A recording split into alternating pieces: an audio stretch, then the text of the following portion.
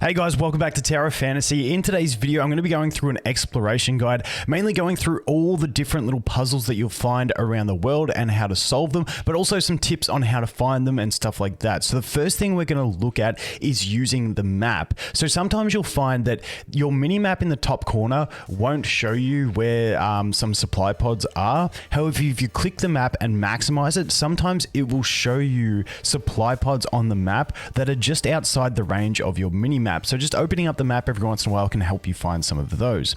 The second thing is on your mini map, you will see these little white diamonds around the place. Now those are interactables. So a lot of the time they're going to be things like the dandelions that you can shoot and all these other things that we're going to go through. So if you do see those, they mean something. They are stuff that you can probably get a summon from, so you are going to want to go to them. Also, some handy things for exploration are going to be the infinite climb strategy and also the dodge jetpack strategy, which I go through in my beginner's guide, but the TLDR version of it is to infinitely climb a wall, you want to press Control to detach, double jump, and then press W to reattach. So you detach, double jump, reattach, and you can keep doing that and you don't drain stamina climbing. And then for the jetpack, you basically want to, when you're flying with your jetpack, every time your dodge is available, you dodge into jetpack and you can keep cruising along like that. So let's get into the actual things you're going to find. Now, the first ones are going to be the basic ones.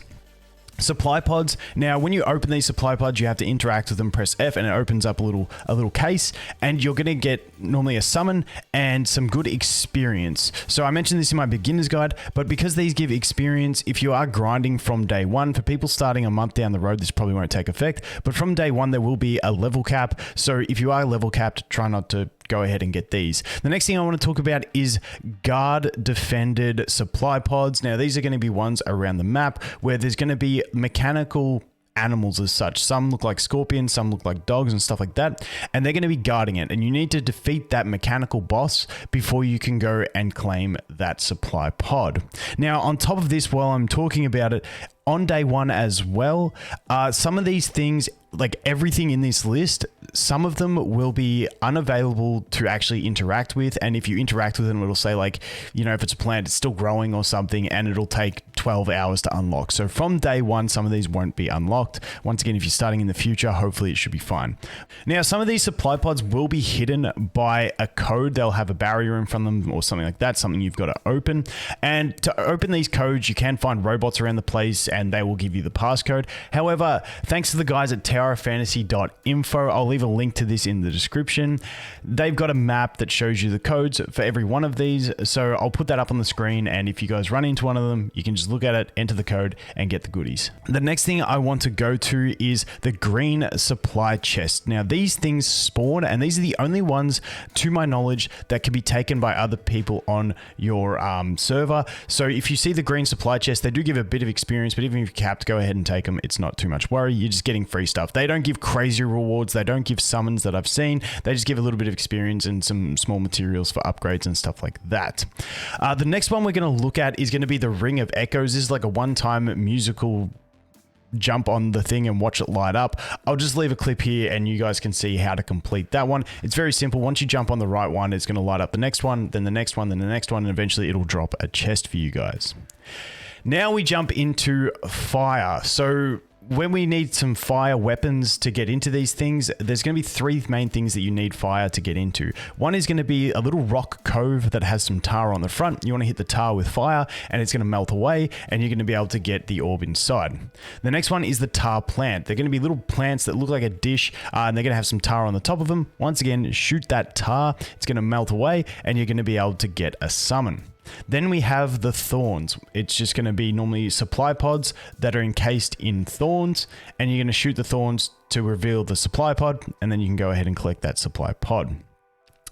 Moving on from fire, now we're just getting into general things around the world that you'll find and that you can interact with to go ahead and get some summons. The first one being the Dandylions. Now the Dandylions, you'll just see them around the place. You just need to hit them and then the 3 Dandelions will float across. 2 will go in the air, 1 will go on the ground. The one with the black center will have the summon in it. You just shoot it or you can jump up and hit it. It will come out, you interact with it, press F, and you will get it. Now, if you've already interacted with one of these Dandelions, they will grow back over time. However, the summons will no longer be in them.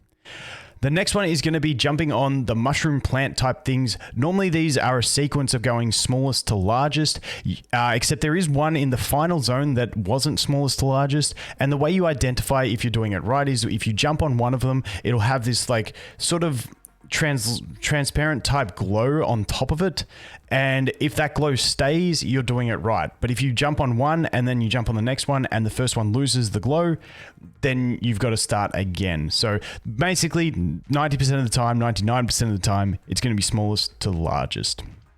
Then we have the orbs inside the plant. You got to throw these like mechanical orb thingies that are normally near the plants into the plant itself, and they're normally water ones or ice ones. I believe I've seen a couple of in the last zone. And when you throw the right orb into that plant, it's going to spit out a summon for you. The next one we have is some of them are going to be just rocked in. They're like just rocks encasing it. You just need to hit the rock a few times, smash it, and then you will get to the supply pod.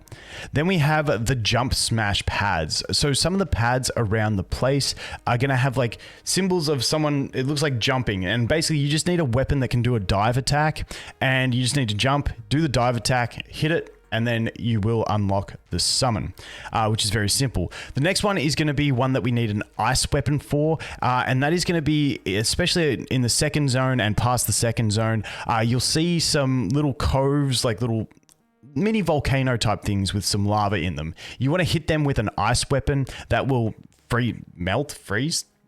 It'll get rid of the lava, and then there'll be a summon inside. The next one I've only found in the snow region up the top. So this one's a bit further on into the game, but some of the trees you can interact with, and they have this little mini game where you drop a crystal down and you've got to dodge the walls. It's kind of like defusing the bomb, but a bit different. And once you get all the way down to the bottom, you will be rewarded with a summon as well.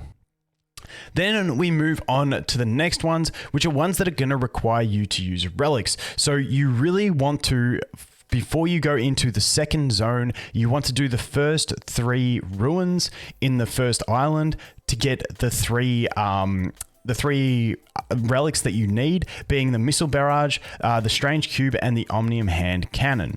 Now, the missile barrage you get early on, I think it's through the tutorial one, and you're going to use that in a couple areas to smash some cracked rocks to get through them, and then you're going to have stuff behind those cracked rocks. Then we go on to the strange cube. Now, this one is used, you'll see around the place there'll be some statues of a dude holding a big ball, and inside that ball is going to be a summon, and you need to blow that ball away. So that is what the strange cube is for. You can use that and you can blow them away. Then the next one is the omnium hand cannon. Now you'll see around the place, especially in the second island and past it, there will be areas that have like 2 or 3 pillars, like rock pillars around. And then there'll be a little symbol on the ground, a metal symbol, and that symbol is where you have to shoot your omnium hand cannon to raise a pillar, which will then drop a summon in the middle for you to obtain. So that should pretty much cover the basics of exploration and the puzzles that there are. If I did miss any, I do apologize. I will leave them in the pinned comment with a description of how to do them. If I missed any, I'm pretty sure I did get them all in this one. But anyway, guys, best of luck in the game at global launch. We're super close now. Thanks for watching. Hope you have an awesome day, and I look forward to seeing you in the next one. Cheers.